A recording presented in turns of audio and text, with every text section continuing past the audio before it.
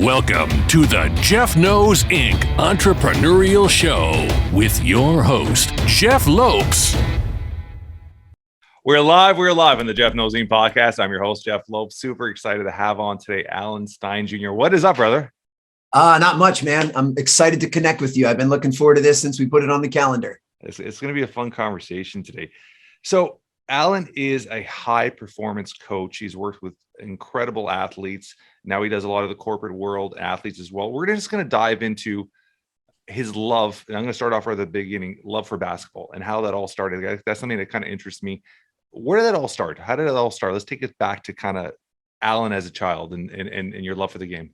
Well, I fell in love with the game at 5 years old. I mean, my parents signed me up for my first basketball experience, just a local recreation team, and fell in love with the game immediately at 5 years old. And what's kind of neat is here 40 plus years later, basketball is still a major pillar of my life. And I'm incredibly grateful that basketball has kind of been that red thread through everything I've done in my life. And it's afforded me some amazing experiences. It's introduced me to some of the most important people in my life. It's allowed me to travel the world. And it's certainly allowed me to learn a lot from the game and players and coaches in the game, which have put me on a path to working towards being my best self and then being able to teach others how to do the same.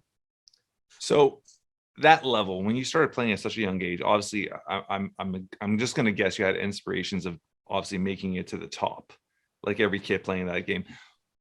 From high school to, we're just talking prior to going on right now, college, where's the transition? Like where was your mindset at that point? Did you have still that view of getting there, or was it more, when did you start getting into the coaching aspect or in your mind of that? Well, to put this in proper context, keep in mind, I'm 46 years old. So I'm growing up. I'm basically a child of the 80s, which is well before the internet and well before social media. So you're a 76? I am a 76. Yeah, January 20th. Oh, I'm a 77, January 25th. Oh, wow. What a small world. Yeah. Well, then firsthand, at that age, in elementary school, I'm having dreams of playing in the NBA one day because I figure I'm the best basketball player at my elementary school. That's got to be good enough to be a pro. Because, when you don't have access to what the internet affords, you really don't see any further than the end of your street. So you don't conceptualize at that age how massive the world is and that, hey, there might be some other really good players in other parts of the world. So, as a young kid, I'm thinking I'll be an NBA player. And then as I started to get older and more mature, and even through high school, realized that was probably unlikely, but that I could still be a college basketball player. And that really became my goal and my focus, and was really proud to have achieved that. But playing at a small school, it was Elon College at the time. It's now Elon University. They don't really produce professional basketball players. So the writing was on the wall, and I had the humility to know that when my college days were over, my formal playing days would be over. And, around that same time of that realization, I started to fall in love with the performance training aspect. Strength, conditioning, fitness, nutrition, mindset. So when I graduated college in 1999, I figured what could be better than combining my original love of the game of basketball with my newfound love of strength and conditioning and performance work.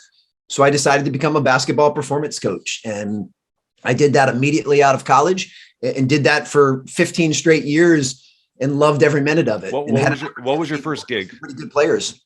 Yeah, sorry about it. What was your first gig? How did you get your feet wet into that field?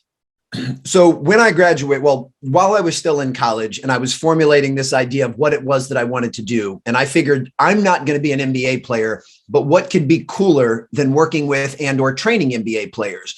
And there happened to be a gentleman named Kevin Maselka, who was a trainer here in the DC area where I'm from, who was working with a lot of NBA guys. He had a really strong relationship with an agent in the area. And he was training a lot of the players that came out of Georgetown, Alonzo Mourning, Dikembe Mutombo, Allen Iverson.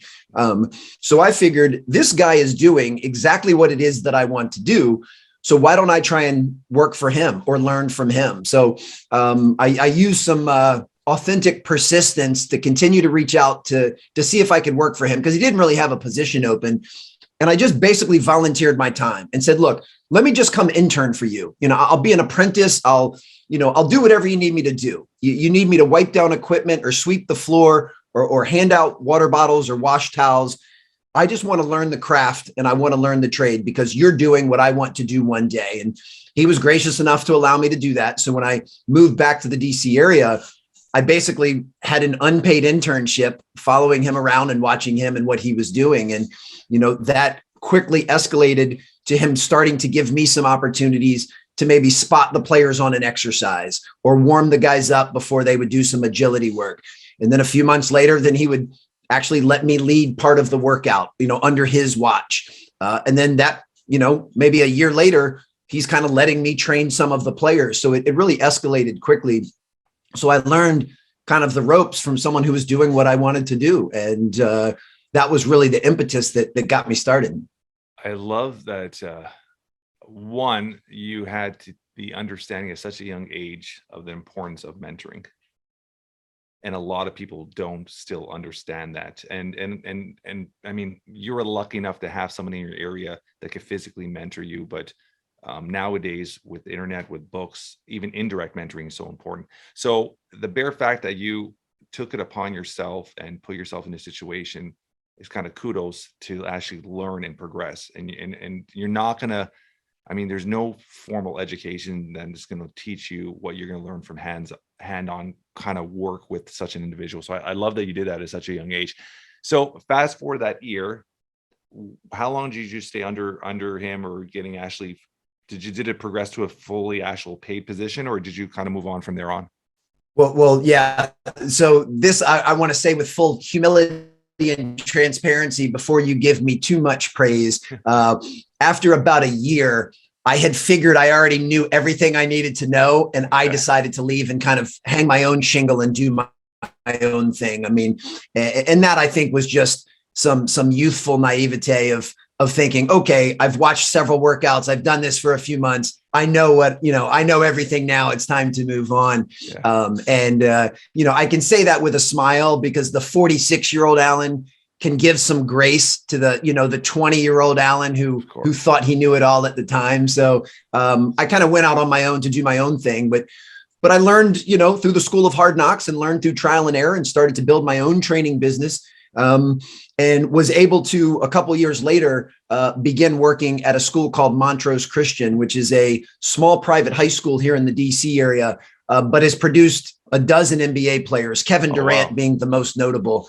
So I got a chance to work for that school and that program, which is really what set everything else off. And I was there for 7 years working with those players. But that's what actually got me opportunities to work for Nike basketball, in Jordan Brand, and USA basketball. It's what led me to the next school that I worked with, which was DeMatha Catholic High School here in the DC area, which has also produced dozens of NBA players like Victor Oladipo and Markelle Fultz and Quinn Cook. So, while I was kind of in that space, once again, things started to escalate very quickly. And I was loving every minute of it. I mean, I loved the craft. I loved performance work. I obviously loved basketball, but I really loved the relationships and pouring into the players and serving as a role model for them. But I also loved continuing to be a student and learning from the coaches that I was getting a chance to work for and observe. So yeah, it was just a fantastic overall experience. That 15-year period was unbelievable. I love that you said that. I was going to ask you that is your continuing education, like continuing progressing and learning, which is such an important process of any type of growth, right? When you were at that high school level, coaching and all that stuff like that, any of the young guys you worked with eventually made it to the NBA? Oh yeah, Kevin Durant. Were you in that process with Kevin? Because I'm looking at your age group. So Kevin Durant was there in high school. He was, yeah. So that's pretty awesome. Part of what makes my journey rather unique. So I was for 13 years, I was at these two different high schools, and Montrose Christian, during the 7 years I was there, I think they put 6 players in the NBA. Incredible. And then during the 6 years I was at DeMatha, I think they put 8 players in the NBA.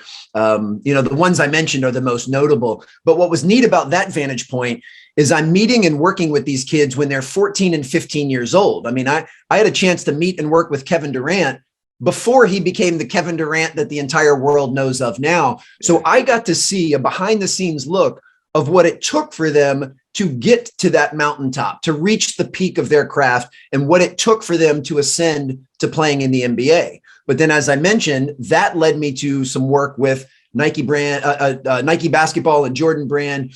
And I got a chance to work events for Kobe Bryant and LeBron James and Steve Nash and Stephen Curry and Chris Paul. So then I got a peek of the other side of the curtain, and I got to see players that were already established, already, in the NBA and having great careers, but I got to see what they did to sustain that excellence and to stay there and to stay on top of their game.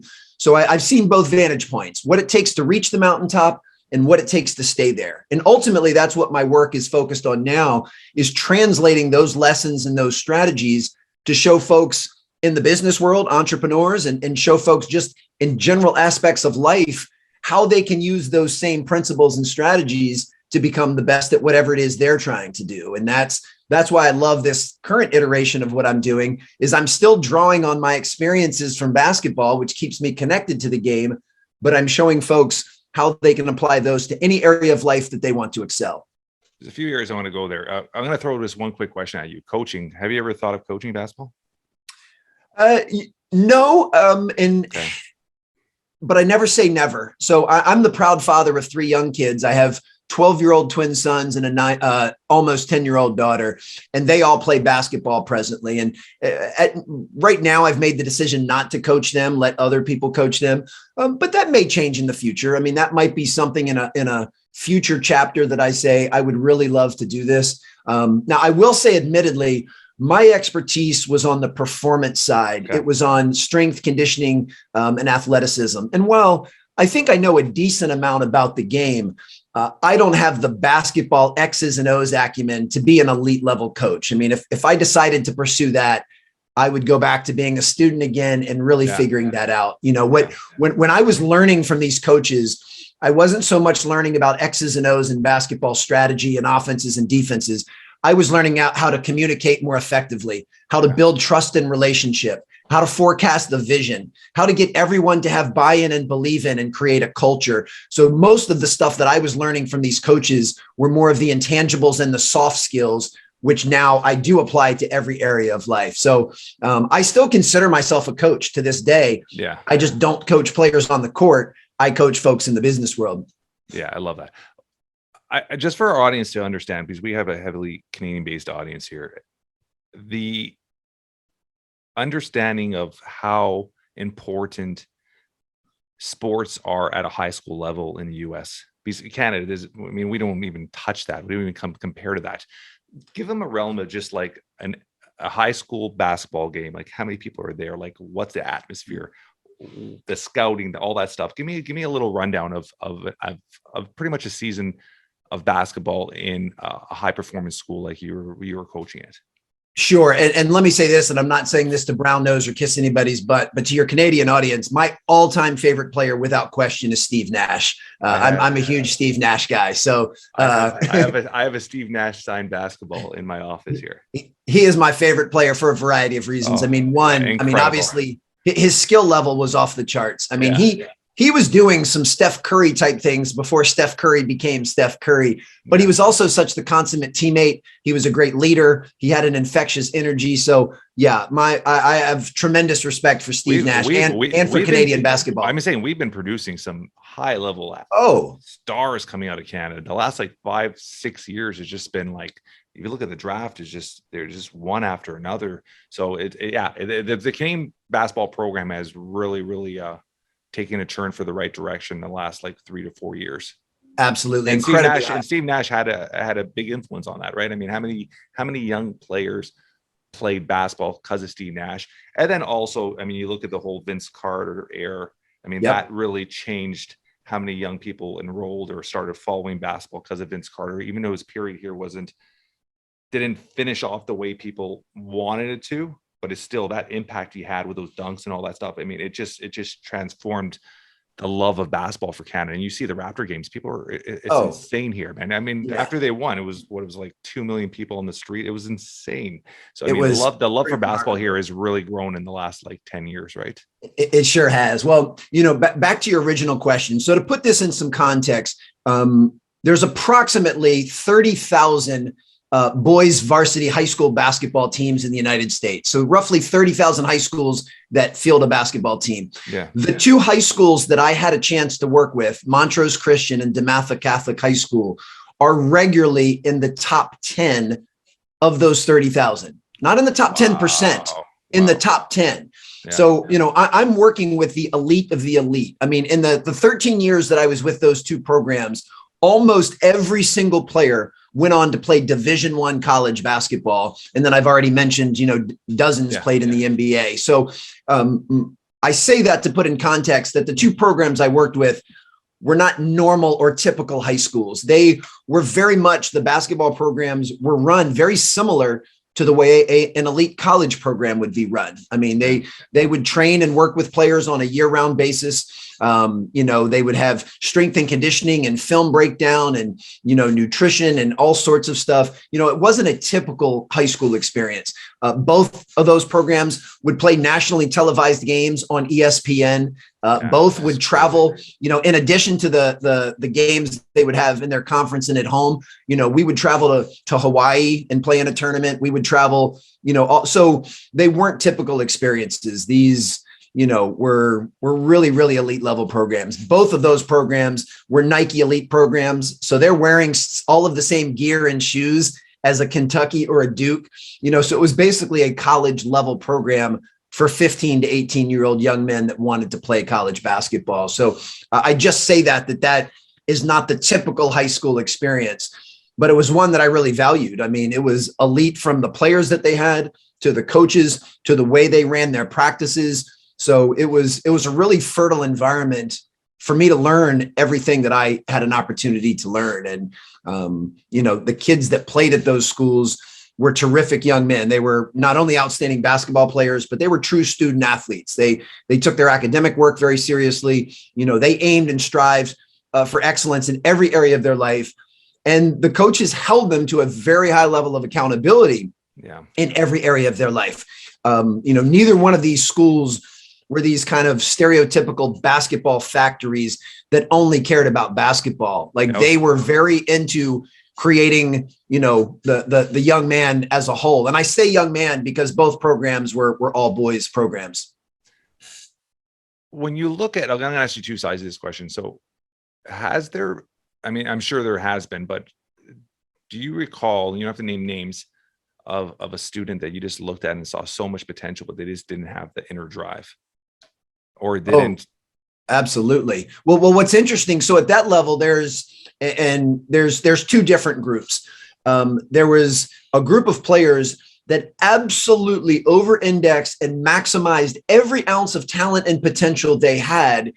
They didn't have it in the cards to be NBA players. They had incredible high school careers. They all went on to play college. The two young men I'm thinking of now ended up playing overseas professionally, but you're talking about guys, they got every ounce of their potential out. But then I could also come up with a list of players, more to your question, that had all of the physical talent and potential in the world and never came close to actualizing it for a variety of reasons. And, where I have tremendous compassion and love in my heart, especially at that age, is you're somewhat a product of your environment, and you're a product of the people that are around you. Now, I don't say that to mean you are a victim of circumstance. You still have the ability to make your own decisions. But if you happen to be around people and the people that are influencing you most in your life are dragging you down, and they're not making great decisions on their own, or, they're not holding you to a high level of accountability, they're just kissing your butt because you're a great basketball player. Many of those players didn't come anywhere close to achieving what they could have. But I have so much grace and compassion because when you're a young person, you don't really know that yet. I just clearly admitted in my early 20s, I got a little too big for my britches and I walked away from an opportunity because I thought I knew it all. That's a perfect example of when we're younger and more immature, we don't have the clarity that we have now in our mid 40s. So I don't say that to diminish those players. I just say the fact that, some of these players were every bit as good as Kevin Durant was at 14 or 15. And clearly they've taken different paths. So the decisions one makes, who they choose to insulate themselves with, ultimately will determine whether or not they're going to reach, or come close to reaching their potential. I guess none of us actually reach the full potential, but at least come close to it. I mean, you could use that towards essentially any aspect or any human, right? I mean, you always hear those sayings that tell me your 5 closest friends and I'll tell you who you are. I mean, parents would drive that into me as a kid, right? So when you're looking at, let's talk about Kevin Durant. Sure. Give me some stories of Kevin Durant in high school. Give me some, like, his work ethic, his drive, like his personality, his just give me some, like, because he's such, I mean, people, I mean, when he's at his peak, you could put him at the top 2 or 3 in the world, if not sometimes at the top 1. I mean, he's that talented, right? Yeah. Give me some stories of Kevin Durant, because I find him fascinating and such and I mean, I really don't like him playing for Brooklyn, but I mean, but give me some stories of Kevin. I think that sure. Well, to paint a broader picture, Kevin obviously had the physical gifts. I mean, he was incredibly tall. He had a great wingspan, was long, had tremendous hand-eye coordination, could run for days. So he certainly passed the eyeball test. But above and beyond that, I mean, Kevin was an absolute gym rat. I mean, his passion for the game and love for the game was unparalleled. There is no place in the world he would rather be than in the gym, putting up shots and working on his game, even to this day. And I know, he's older now. He's got other aspects of his life. He's not just about basketball. He has grown and matured to the point where, he's an investor. He does a lot of different things, but I still believe in my heart that if Kevin had to pick one place that he'd like to be, it would be at a park somewhere, putting up shots, working on his game. He loves the game that much. And, when you blend that passion for the game with the physical tools and the fact he was incredibly humble and coachable, he was very open to receiving feedback, that if you had something that could make him a better player, he was all ears. He didn't have a know-it-all mentality. He wanted to learn from as many people as he could. And he had a respect for the game. Like, he respected the process. He respected the players that came before him. He respected the fundamentals. He never tried to skip steps. And I think when you put all of that together, that's where you kind of had the makings of being a great player. But, of the vast many stories that I could tell about Kevin, this is one of my favorite, because it really clued me in to the fact that he was a terrific young man, and that no matter how good he was going to become as a player, because none of us had any idea that this kid at 14 or 15 would end up being one of the top 3 players in the NBA. To many people's account, the best scorer in the NBA at present. I mean, we didn't know he was going to be that good. We knew he was going to be good, but to know that his character would be able to support that, I found out because I would go over. I lived about an hour away from him, and I would get up super early in the morning, drive an hour to pick him up from his apartment, and take him to work out before school would actually start. And these were some pretty early mornings. And the first portion of which we would work out at a local kind of YMCA club near his house. And one morning we're there super early. You're talking 5:30 in the morning, which most teenagers would prefer not to be up at 5:30 in the morning. They're not necessarily enthusiastic at that hour. And understandably, it was a cold morning. Kevin was, he had his slides on, he had his hood on, didn't say a word to me in the car. And we start walking into this YMCA, and we pass the lady that was working at the front desk. And I didn't ask for her ID, but I'm guessing she was 75 years old. I mean, she was on the older end, wonderfully sweet lady. And she said, "Good morning, guys." And Kevin just kind of had his head down, and he kept walking by her. And you could tell that she was a little offended by that. She said, "I said, good morning, guys." And for a split second, I was thinking, all right, I don't know how this is going to go. You've got a probably tired and ornery and irritated teenager who's having this older person kind of scold them in so few words. And I wasn't sure how he was going to respond. And Kevin turned around and he took his hood off and he said, "I'm sorry, ma'am. Good morning." And then walked into the gym. And I knew at that moment, I was dealing with a really good kid. I was dealing with a high character kid. You know, he realized in that moment that he should have been more polite and more respectful. And he quickly moved to the next play and he made amends for that. And all basketball stuff aside, I knew in that moment, this is a solid young man with solid character. And that's obviously the foundation one needs to build the type of career and legacy that he's built. And I knew in that moment, I'm really lucky to work with this kid. I love it. I love it. I love it. I love it. So from there, you started working with, you said Nike programs, and then you worked with the Team USA team as well. So I got to work what they called the Nike Skills Academies. And that's where most of these pictures you can see behind me are from. So Nike decided they were going to start holding a series of camps with their flagship athletes. They were going to take Kobe Bryant and they were going to bring in all of the two guards in high school and college that were elite level and run a camp where Kobe could actually help teach and instruct. And they did the same thing with, dozens of players. You already mentioned Vince Carter. I worked the Vince Carter Skills Academy, worked the Steve Nash Skills Academy. You know, there was obviously LeBron James and King James. Yeah. So they built these programs where these athletes could help tutor and mentor and teach the game to the younger players. And I had a chance to be the performance coach at all of those. Then that got some, that led to some work with Jordan Brand and doing some things at their annual Jordan Brand Classic.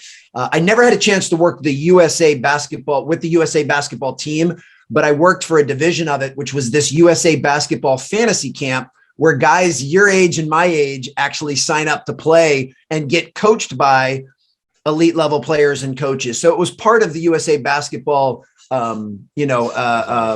of what they were doing, but I never worked with the actual USA team, but was around them. I got to watch practices. I got to listen to their coaches. So I've been very fortunate to kind of be a fly on the wall in a lot of these really, really important rooms and soaked it all up. And it was really awesome. When did you first meet Kobe? So I met Kobe at the Nike Skills Academy that they did for him. That was the first time I met him. And that was in 2007. And it was an incredible experience. I actually had a chance to watch one of his private workouts early one morning. And he taught me something that morning that really, if I had to pick one foundational principle that I live my life based on, but also have now written 2 books based on this same principle, Kobe taught me that the best never get bored with the basics. That if you want to be good at anything, you have to work towards mastery of the fundamentals. Now, obviously in the game of basketball, you're talking about your footwork, your shooting mechanics, your ability to pass and catch and handle the ball and rebound, so the fundamentals of basketball are pretty clear cut. So part of my work when I'm working with anyone, an entrepreneur, a podcast host, someone that runs a Fortune 500 company, is getting them to clearly identify and articulate what are the basics or the fundamentals that they need to work towards mastery of to get really, really good at their craft. And then once they've figured out what those things are, then we figure out how can we intertwine those into your morning and evening routine, into your daily habits and your daily behaviors. How can, the same way Kobe would work on basic footwork patterns for 15 to 20 minutes every single day, what are the things that, let's say in this case, you as a podcast host, what are the things that you can do every single day to help work on your craft and acumen as a podcast host? And when folks can get crystal clear on that and then decide what those fundamentals are, have the humility to acknowledge that doing them every day is not easy, but make the commitment to that, that's when you build the type of foundation that you can ascend to just unparalleled levels.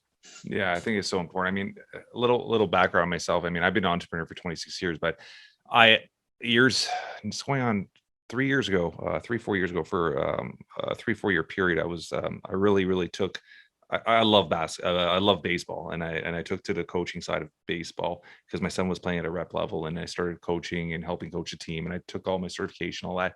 And it's in exactly what you're saying. It was always, especially at that rep level, it's always the basics. It's always the arm care. It's just the basic routine you're doing in your warm-ups. Everything has a schedule and a purpose and a process we to follow through every single workout. So I love that you're saying that, because it's you can apply that exactly to anything you do, work-wise, career-wise, real estate, whatever you do. I mean, it's just that figuring out that process and consistently working on improving it every single time, that 1% just getting better and better and better at every time. So I love that. And one of the reasons this is actually challenging to do is I actually believe our society is pushing us in the other direction. Our society is always telling us we should be looking for a shortcut or a hack. Society is telling us we should all be enamored with and chasing what's new and what's flashy and what's sexy. And when you do those things, then you start to drift away from the basics. And I believe that's a big mistake. There's a concept of compounding interest, if you will, where little things done consistently can create profound results, which is why, someone like Kobe Bryant doesn't need to do basic footwork, for 4 hours a day. He needs to do it for 15 to 20 minutes, but do that every single day. And those things will add up.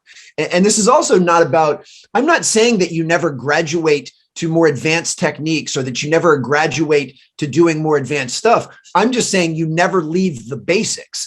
That is always a fundamental staple of what you do. And, whether, you're talking about someone like Coach K, the basketball coach at Duke, or someone like Bill Belichick, or even an athlete like Tom Brady, those players and coaches have such a respect for the basics that they are woven into every practice and every workout. They do the most basic things. Every single practice Bill Belichick has ever run, I can promise you, having not been to every practice he's ever run, I can promise you there is a blocking and tackling component to every practice. There is a throwing and catching component to every practice. Like, they don't skip the basics. They make that the foundation, and then they start to build on top of that. And I know in my own life, anytime I'm not performing at a level that I believe I'm capable of, when I take a breath and have some self-reflection, I find that I'm usually unconsciously drifting away from the basics. I'm trying to skip a step on the ladder, if you will. And then I just quickly refocus the lens, get back to the basics, and then things tend to clear up and start to get better. I love that. How besides that one experience with Kobe, did you work with Kobe going forward at all? Only at those camps. Yeah, I did not work with him or train him one-on-one. I didn't have a relationship, like a deep relationship with him. When I'd work those camps, they were 4-day long events, and they were pretty long hours each day. And I had some side conversations with him, and I watched his workout. Every time he was working with or talking to the players, I would make sure I'm there to just soak it up. So no, I did not have a relationship with him in the same degree that I did with a Kevin Durant. But for me, whether I'm going to meet someone for 5 minutes or I'm going to know them for 5 years, there's two things that are really important to me. First and foremost is, what can I do to add value to this person's life? Yeah. What can I do to fill their bucket or make their life easier? Or what can I do? And then the second thing is, what can I learn from this person? Now, with somebody like Kobe Bryant, he's, in my opinion, on the Mount Rushmore of all time players. It's pretty obvious what a guy like Kobe could teach me. There's a lot. But I try and have that approach with every person that I meet.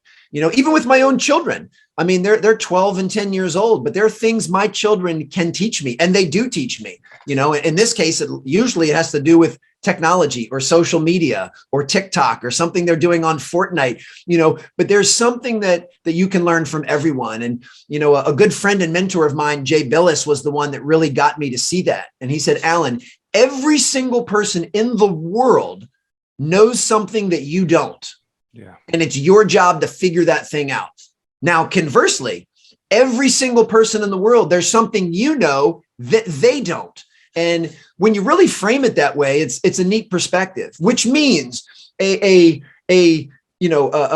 20 years younger than me that lives in a rural part of the United States that has, grew up differently, like, they have something they can teach me.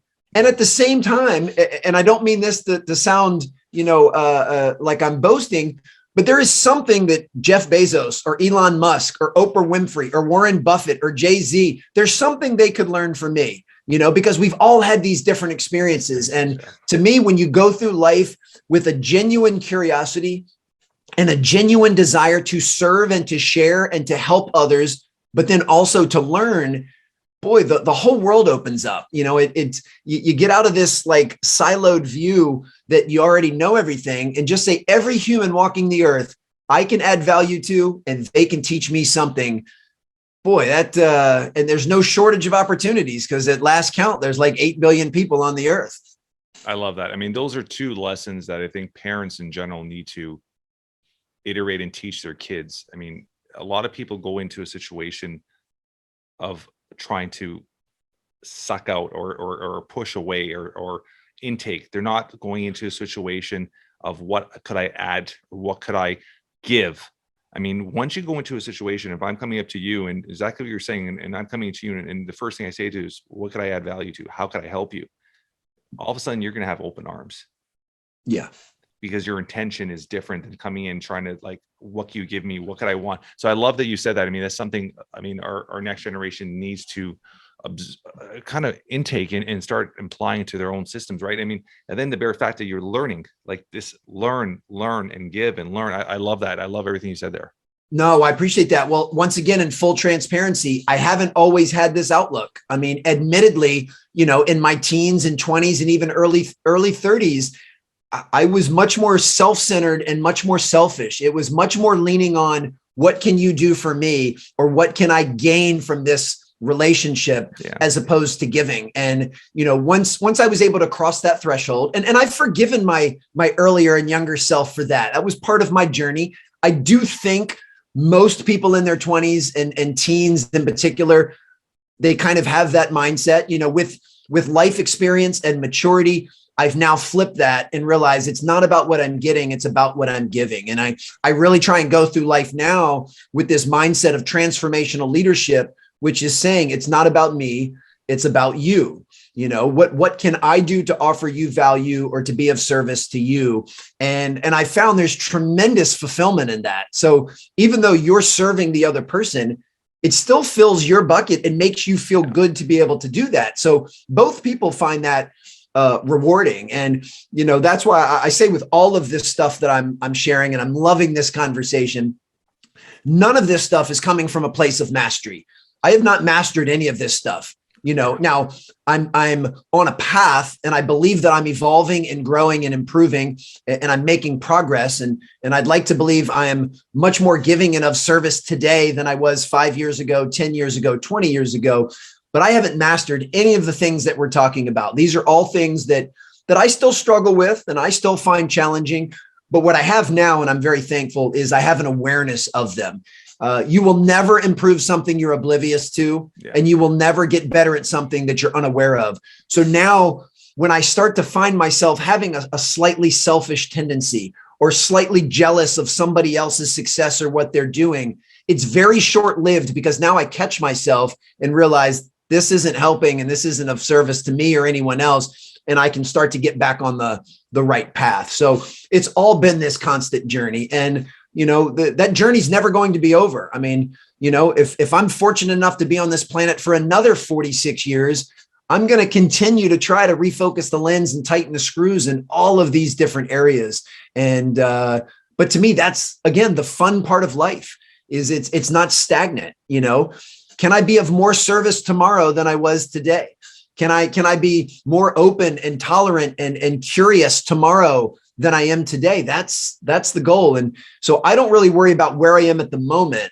I just want to make sure that my arrow is pointed in the right direction. Yeah. That I'm headed on the right path. Yeah, we're constantly, I mean, everybody's going to evolve and mature at different levels and different ages, right? And that's just common sense. And I mean, when you're looking at it in a direction, I always say, I mean, the day you die is the day you stop learning. So you're constantly evolving and learning and progressing. So I love that aspect. What does fatherhood mean to you? Oh man, it's one of, if not the favorite hat that I wear. It's one of the things I love about my work is that all of these principles and strategies that I share for entrepreneurs and folks in the business world to improve, they're all applicable to fatherhood. I mean, ultimately, being a parent is being a leader. So any principle that it takes to be a leader applies to parenting and fatherhood. And it's been a wonderful journey. I mean, it's amazing how quick it goes by. I mean, my twin sons literally turned 12 yesterday. We had a big, huge birthday dinner for them last night and had a great time. And, it's crazy. I feel like it was just yesterday that when I'd walk in the room, they'd both run up and each grab a hold of my leg and give me a huge hug.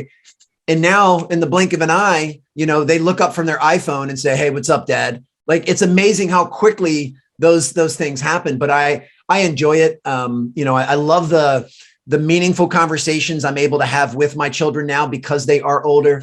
Some of my parenting philosophies, like I've always believed it's never too early to plant seeds.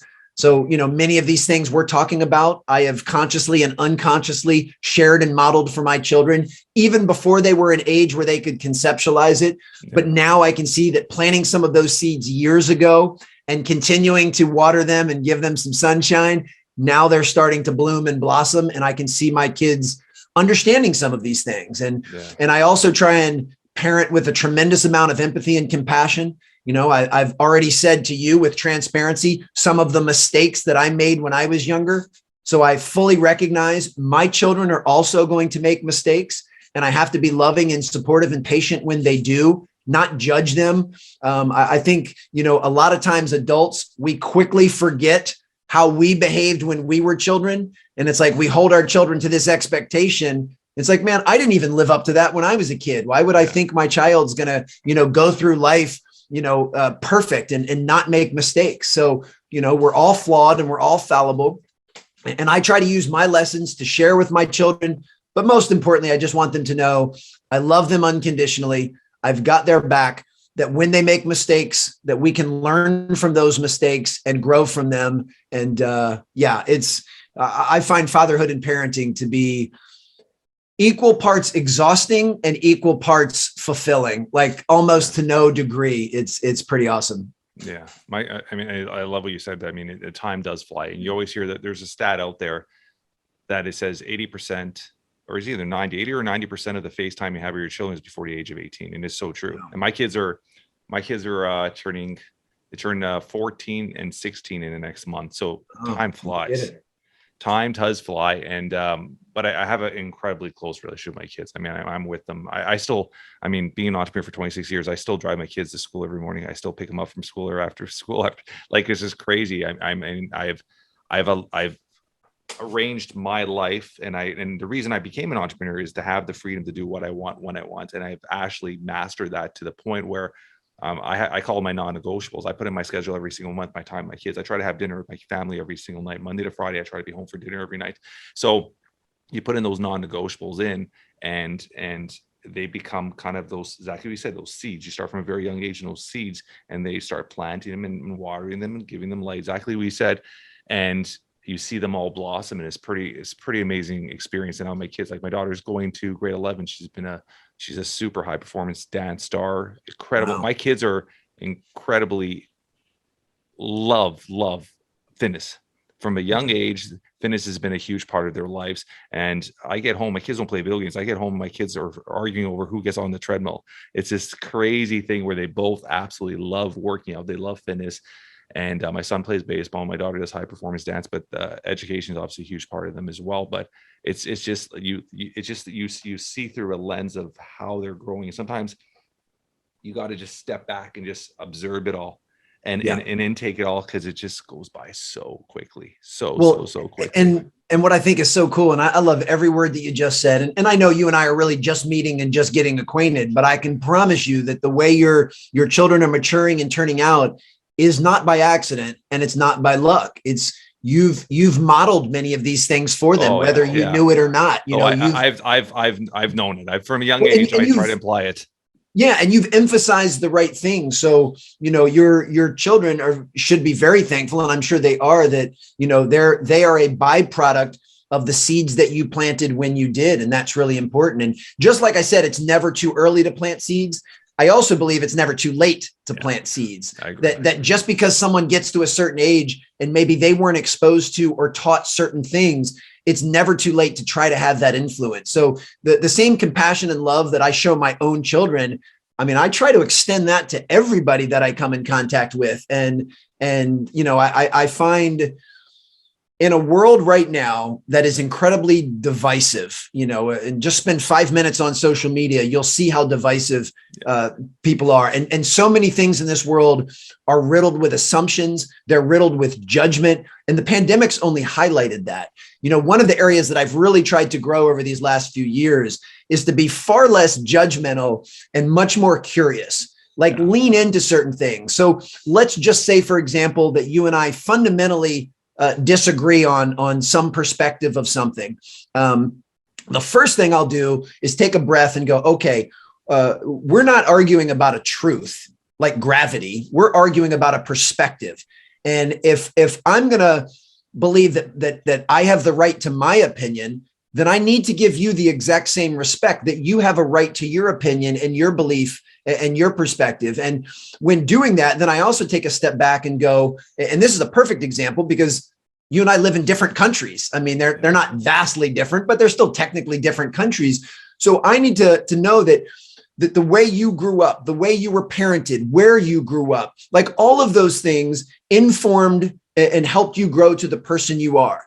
And if those things were vastly different than the way that I grew up or where I grew up or how I was parented, why would I be surprised that you and I have different views? Like we had different seeds planted in us. So I want to be very respectful of that and take off a self-righteous hat of, well, my way is best, or I know, and say, okay, let me lean in with some curiosity and fascination. Like, so you and I, we disagree on this one topic, but instead of me trying to beat you over the head and prove to you that I know more or that I'm right, which is futile, instead, I want to come at you with curiosity and compassion and say, like, I'm blown away on why you think what you think. I'd love to learn more. Like, what experiences have caused you to believe this? Or, what do you read, watch, or listen to? Or who do you insulate yourself with that has caused you to have this strong belief? Because it is very different than mine. And I find very similar to what you said about approaching someone more with open arms, that you can create some really great connection doing that. And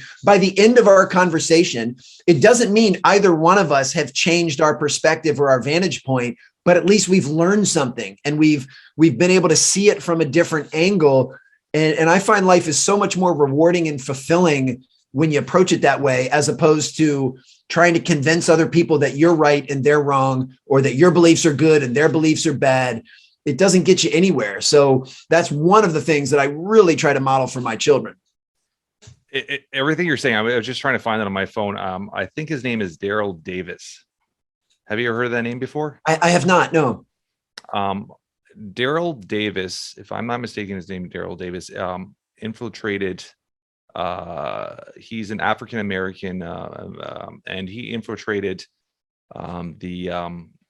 the whole KKK society. And he's, over the last, I don't know how many years, 20 years, was able to actually churn over 200 KKK members out of the system. And it's all, and his philosophy is all going in exactly what you said, not going in arguing, going in listening, understanding, being curious to why their beliefs, what upbringings put them in a situation to believe that, understand that. So he came into everything with this non-judgmental like mindset and just being curious and listening.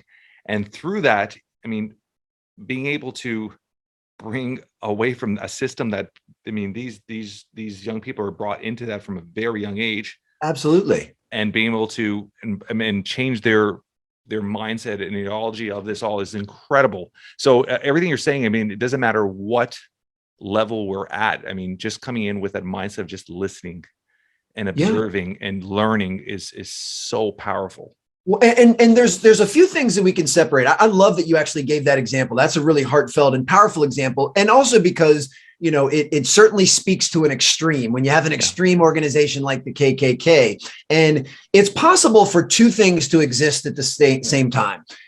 My fundamental belief is that the organization of the KKK is 100% intolerable and unacceptable. However, that can coexist with the fact that I can have empathy for someone that is in that organization because, from the moment they were born, they were taught or maybe appropriately brainwashed to believe that this way of thinking is right. So, they were like, what do you expect that child to believe? Yeah. They were raised in an environment where they were taught that these beliefs are correct. And while I fundamentally disagree with those beliefs, I can still have empathy in my heart that young person was tainted at a very early age. And that, I love that this approach of when you're trying to get someone to sway their beliefs, that you don't do that by making them, by disparaging them or diminishing them. You do that with love and empathy and compassion. And I know that sounds really weird when you're talking about an organization as atrocious as that, but it's still the best way to induce change and those things can coexist. On one hand, I can completely, disapprove of everything that they stand for and believe in. At the same time, I can have empathy and compassion for the human beings that are a part of those organizations, because many of those things were, those nasty seeds were planted before they even knew what was going on. So exactly. I think approaching things that way is really, really helpful. And same thing, we could go down a variety of rabbit holes just about the pandemic, whether it's mask or no mask, vaccine or no vaccine, to be open or to be closed. Once again, it has nothing to do. I have my opinions and my preferences. I have a perspective on what I think of each of those things, but I don't think that I'm right and others are wrong. My perspective is what's the right fit for me. Yeah. And when someone does view one of those things differently, instead of trying to shun them or shame them, I want to learn more about why they feel that way. And when you take the time to do that, often you'll start to uncover, it was part of how they were raised. It was part of how they were taught. It's part of where they live geographically. It's part of their religious or political beliefs. It's part of what they read, watch, and listen to. And if you put all of that stuff together, then you're like, oh yeah, I know why you believe what you believe. Yeah. I can take the time to see the world through your lens.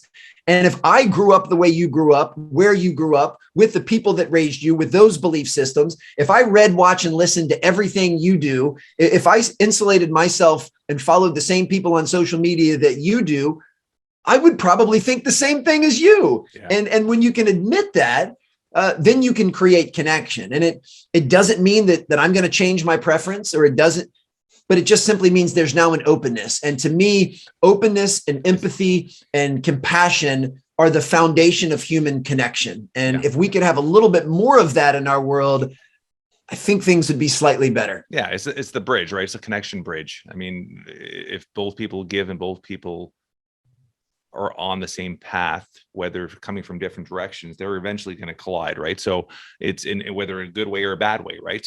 So I love that you brought this, and I love this, how this little topic came up here, because it's such a powerful thing, right? And I think the world in general, we go to politics, we go to any direction we want to, even sports, is just having open dialogue. Open dialogue is the start, and coming in with you're listening and understanding and not judging and being curious. I love everything you said there, Alan. It's completely amazing. How long have you been married for? I'm actually no longer married. Oh, you're not? Yeah, no, I'm very amicably divorced. And my ex-wife and I make great friends. We're tremendous co-parents. We're actually better friends now than we were, we were married. So I was married for 5 years. I've been divorced for 7. Okay. So career-wise, I'm going to go through just a few more little quick things. Over the pandemic, obviously you're traveling with your speaking, your gigs and all that. How did that change, and how is it? Are you back to full go now? So for frame of reference and context, in 2019, I believe I did 70 speaking engagements. So 70 keynotes or workshops. Yeah. In 2020, those were all in person, on stage in person. Yeah. In 2020 and 2021, like during the time of the pandemic, that 18-month period, I think I did 4. Now, I did hundreds of virtual presentations and virtual engagements, but as far as actual travel and being on stage in front of people, I mean, it was almost nil. Now, that's significantly changed over these last couple months. And the optimist in me believes over the next several months, that pendulum's going to swing back in the other direction hardcore. Because now I'm back to a fairly normal travel schedule, and I'm back to speaking on stage in front of people in person. And I love it. I mean, I didn't realize how much I missed it until that was kind of, taken away. That connection is pretty special, right? Oh, it really is. So I'm very thankful that I had the opportunity to still share and serve virtually and bridge that 18-month period. But boy, I'm so thrilled to kind of be back and traveling and on stages again, because aside from being with my children, there's no place I'd rather be than on stage in front of an engaged audience that is interested in hearing what I'm passionate about. I love it. One last question for you, Alan. If something were to happen to you today, in a few words, how would you want to be remembered or described by your loved ones and your family? As someone who cared, as someone who cared about other human beings, cared about relationships, someone who cared about his craft, someone who cared about being of service, someone who cared about trying to make, his little corner of the world just a little bit better. Someone that just cares about humanity in general. So, I think, I know the term superpower is thrown around a lot. And in some other interviews, I've had people say, hey, what do you think your superpower is? I think my superpower is I care. I mean, I actually give AF. It's important to me. So, and someone I would like my legacy to be, he did the best he could with what he had at the time. Like, that's it. He wasn't perfect by any means. He was fallible just like everybody else, but he cared and he gave it his best effort and he had a good attitude. And I think if someone could say those things about me, then I would feel all right. Love it. I love it. I love it. How can our audience get a hold of you? Well, if they're interested in my new book, Sustain Your Game, they can go to sustainyourgamebook.com. At the time of this recording, it's available for pre-order, but it will be available everywhere worldwide after April 12th.